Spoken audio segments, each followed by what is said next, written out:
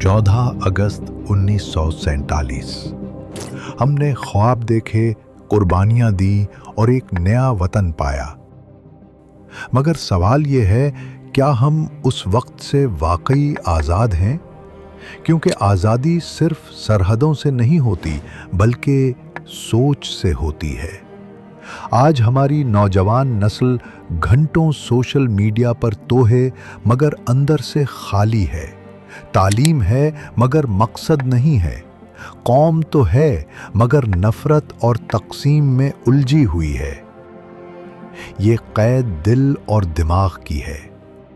किताब मुक़द्दस इसके बारे में कहती है, सच्चाई से वाकिफ हो तो सच्चाई तुम्हें आज़ाद करेगी। क्योंकि सच्चाई ही वो कुंजी है जो आज़ादी के दरवाजे खोलती है।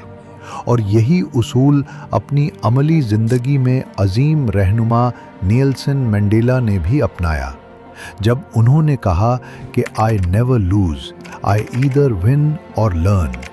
तो इसलिए आएं और 14 अगस्त को एक कौम बनकर तरक्की का आगाज़ करें, और सिर्फ झंडा ही नहीं बल्कि अपनी सोच भी बुलंद करें। नफ़रतें मिटाएं, सच्चाई को अपनाएं और अपने वतन से मोहब्बत करें। क्योंकि अगर सोच आज़ाद तो वतन आबाद।